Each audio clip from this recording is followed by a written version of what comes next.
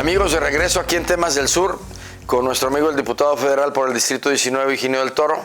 Y en esta ocasión, tratando de platicar contigo, diputado, ¿cómo te sientes como legislador federal en una experiencia que, por lo que yo te he seguido en las redes sociales o en la información que nos compartes en ocasiones, veo que estás activo, que mueves iniciativas, que promueves cosas que incluso han tenido repercusión en el seno común de la Cámara Baja?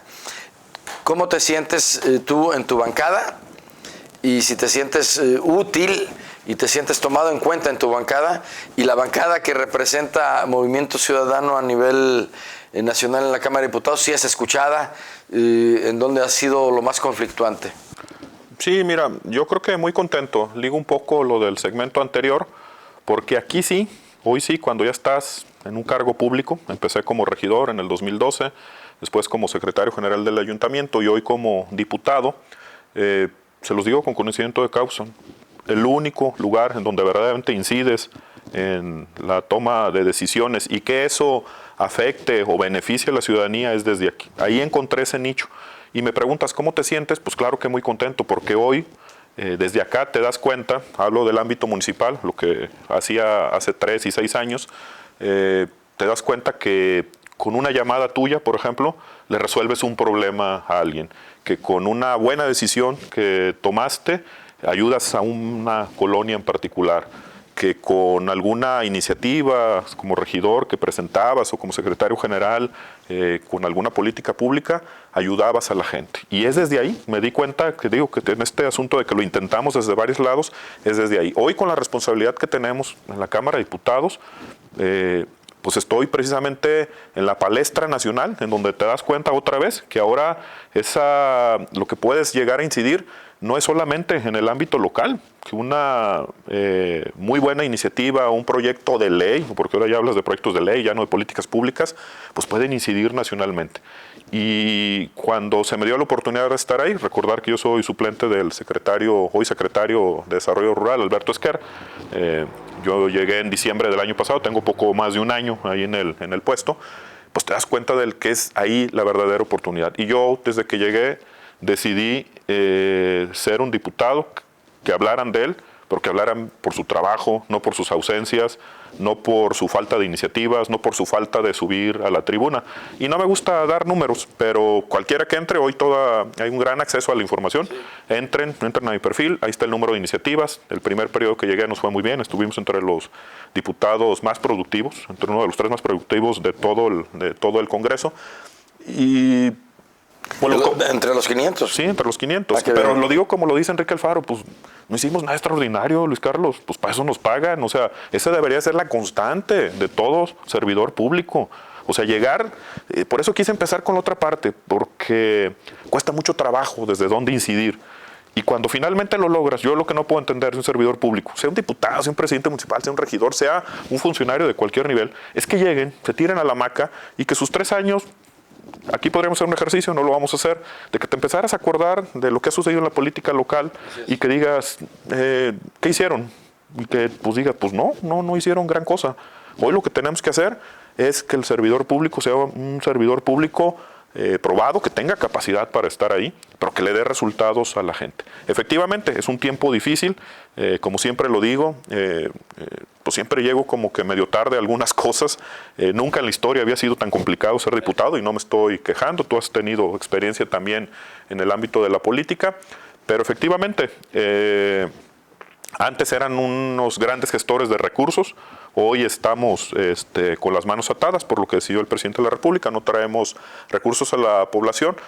Entonces digo que en ese sentido, así como le está pasando a los presidentes municipales, que hoy la historia nos debe juzgar en 2 aspectos, ¿no? A los presidentes municipales, pues ya no como tampoco los provocadores de obra pública para su municipio, porque si no les llegan recursos, no les llegan partidas, pues ellos están atados de manos. Hoy deben de ser recordados como administradores de una ciudad, como prestadores de servicios públicos, eso sí no hay pretexto para un alcalde, y los legisladores que nos midan precisamente en eso, en nuestra actividad legislativa, ¿no?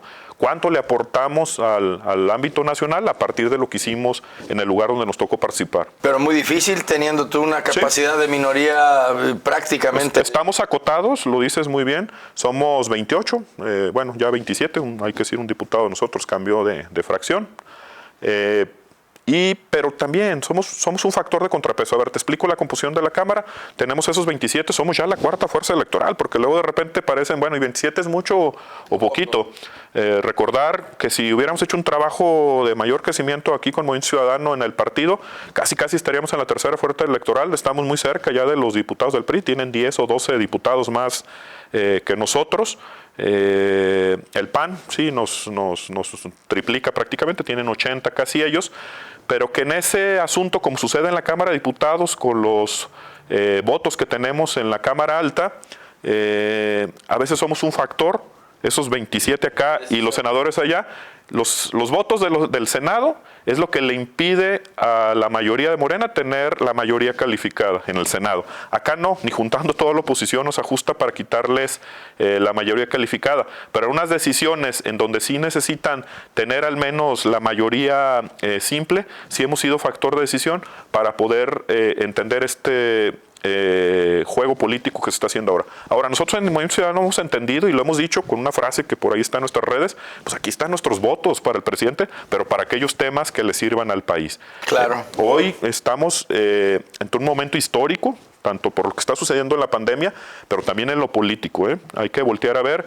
Creo que nos estamos desviando un poco con lo que está sucediendo en el ámbito de la emergencia nacional que hay por este tema salud, pero también no podemos descuidar lo que está sucediendo desde la presidencia de la República, con las decisiones que está tomando. Política, ¿no? A ver, primero hay que saber dónde estamos parados. Viene la peor crisis hoy lo leí, analistas de universidades de Estados Unidos, la peor crisis en los últimos 100 años, parecida a la recesión del siglo pasado. ¿Qué quiere decir esto? Pues va a generar desempleo, pobreza, violencia. ¿Cómo responde un gobierno? Pues basta de ver, yo se los dejo, yo no quiero hacer un análisis, lo que sale a decir a la nación el presidente de la República el domingo pasado, ¿no? Pues sí, nos estamos muriendo, pero vamos a hacer el Tren Maya. Sí, nos estamos muriendo, pero vamos a seguir con dos bocas, ¿no? Cuando lo que urge hoy es cómo hacemos un gran pacto nacional, empresarios, políticos, funcionarios públicos, sociedad, para sacar adelante al país. No es un tema menor, el fondo de contingencia, que es un fondo de ahorro de muchos años, de estos mismos que critico el presidente, se lo está echando, si me permites la expresión. Los fideicomisos, que nadie ha reparado en el tema de los fideicomisos que sucedió la semana pasada. La propia Universidad de Guadalajara, aquí tan cercana, funciona muchas de sus áreas con fideicomisos. No me quiero equivocar, pero muchas de sus áreas, creo que inclusive la FIL funciona a través de un fideicomiso, desaparecieron los fideicomisos. Tiene una gran bolsa de dinero. Lo que nos preocupa es cómo se va a gastar ese dinero, ¿no? Hoy mismo hay datos sobre que en los temas de salud no estamos ni siquiera, no tenemos ni el 5% de infraestructura para atender los pronósticos de la pandemia que se viene. ¿Y tú cómo sientes la bancada de Morena en tu trabajo legislativo? Yo me imagino que deben de existir diputados de Morena que no estén de acuerdo, que voten en bloque, pero que no estén de acuerdo con lo que se está de alguna manera realizando. Debe de tener también la bancada de Morena gente que tiene empresas, que viene de la academia o que son médicos y gente que sabe perfectamente que lo que le está pasando al país no lo quisieran ellos, aunque tengan que promover el voto hacia donde Mario Delgado o quien sea se los esté conduciendo, ¿no? Lo dices muy bien, efectivamente, sí hay ese tipo de perfiles dentro de la bancada, algunos reconocerle su lucha social de muchos años, pero que cuando llegas ahí, por ejemplo, un diputado, Alfonso, que hoy es el presidente de Morena a nivel nacional, que acaba de pedir licencia, alguien que dio la lucha, tú lo sabes, es más, llegó al Congreso en caballo, sí. Irrumpió una sesión del Congreso hace más de 10, 15 años, sí, porque estaba al frente de una organización como el Barzón, que legítimamente reclamaba los derechos de agricultores, campesinos. Él estaba al frente del presupuesto, son las partes que no entiendes. aparte de la Comisión de Presupuesto, esta misma comisión que votó en diciembre el presupuesto del país, en donde le quitó dinero a los municipios, prácticamente desapareció el ramo 23, disminuyó 6,000 millones de pesos para el campo. Y él se sube a tribuna y dice, no, sí, porque entonces es esa parte que no entiendes y que espero que no me pase a mí. De incongruencia. Dice, lo buscaste tanto tiempo y cuando estuvieron en forma de incidir otra vez la oportunidad de tomar esas decisiones, pues le da la espalda a esa lucha social que había tenido por años. Sí hay muchos que quieren, pero a final de cuentas siguen arrasando en el voto de la mayoría y ya será la historia, no nosotros quien decida si lo están haciendo bien o no. Así es. ¿No será que la 4T es una filosofía, es una ideología de una sola persona, que ya ni el gabinete, ni los diputados, ni los senadores, ni los gobernantes tienen muy claro que sea la 4T? Sí, yo creo que es un tema dogmático, lo digo muy respetuosamente, y hay que entender, a ver, sí, claro.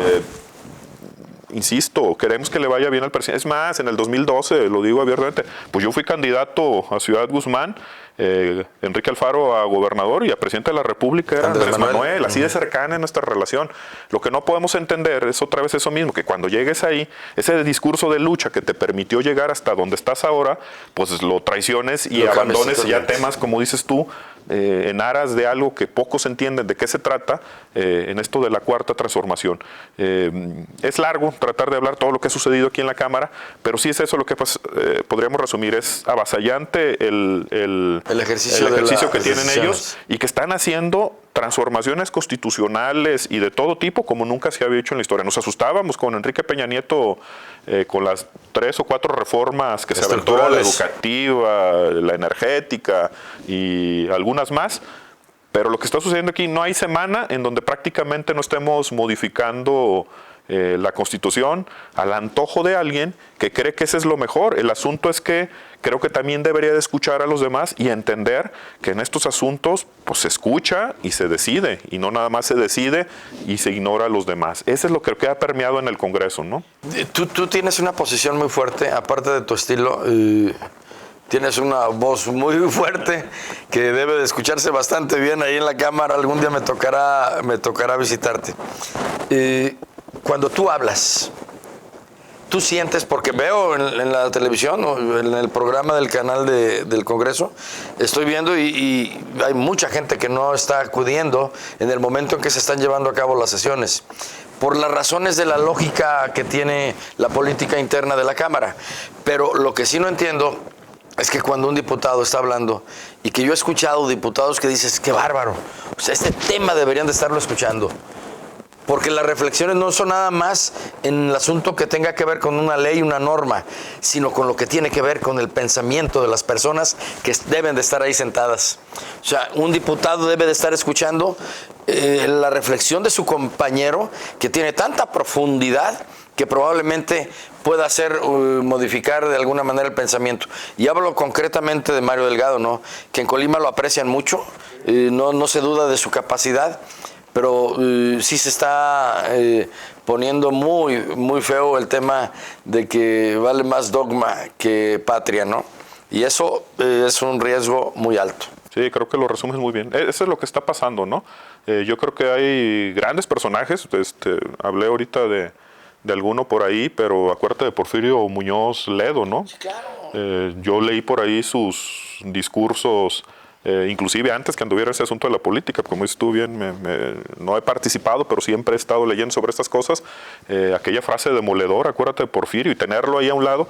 Él es el primer diputado de oposición que le tocó contestar el informe, que era una práctica ahí medio rara, al entonces presidente de la República, Ernesto Zedillo Ponce de León, ¿no? Se para ahí en la máxima tribuna del país, cuando ahora todo el mundo podemos decirnos, y en las redes todo el mundo hablamos y decimos, en aquel tiempo confrontar al poder era algo muy complicado. Él y el propio presidente de la República, hay que conocérselo, junto con Cuauhtémoc Cárdenas en el 88 se atrevieron a dar ese paso, pero que esa demostración que hizo Porfirio de orador ahí, yo creo que es uno de los grandes discursos cuando se para y le dice a Zedillo, señor presidente, la obcecación, que es necedad, es contraria a la sabiduría y usted no puede ser un obcecado. Como nunca esas palabras retumban hoy y hay que regresarlas quizá a la vigencia actual.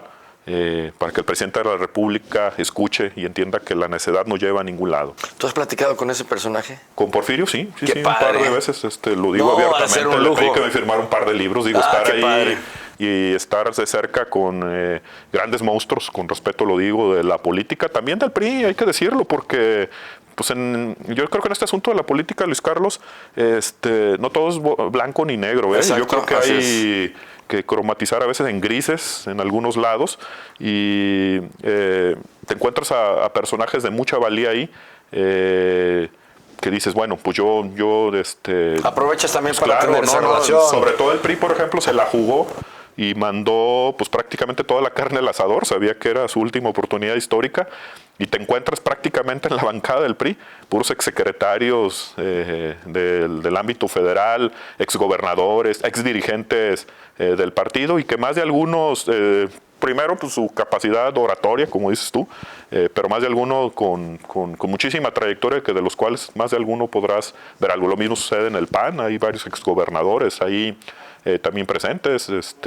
En fin, es una experiencia que, insisto, lo peor que puedes hacer es no tomar con seriedad la gran oportunidad histórica que tienes de estar ahí, ¿no? Y creo que eso es lo que estamos, presentando iniciativas que le sirvan a la gente. Hoy mismo que dices, ¿qué está pasando? Sí, se suspendió el trabajo de la Cámara, 2 compañeros de Movimiento Ciudadano tienen coronavirus. Yo responsablemente desde ese día que nos informaron hice lo que nos ordenó el secretario de Salud del Estado. Estuvimos casi 16 días en nuestras casas porque ya sabes que este asunto es asintomático, pero seguimos trabajando desde ahí. Salimos ya después de los 16 días y no tenemos ningún problema. Obviamente somos los principales en recomendar esta sana distancia desde que llegamos aquí a grabar y con el equipo que está. Lo estamos haciendo, pero eso no nos ha impedido trabajar. ¿Qué hemos hecho desde allá? Bueno, pues proponer, por ejemplo, si este asunto de la pandemia sigue, no podemos tener paralizado el país en el tema legislativo. Ya está una iniciativa para que podamos sesionar de manera remota, ya los medios tecnológicos lo permiten, quizá tu programa en algunas siguientes veces lo vamos a ver así, y que se pueda contabilizar el voto como oficial a través de esto. Y hoy mismo, un dato, por ejemplo, para que vean cómo podemos hacer cosas que le sirven a la gente.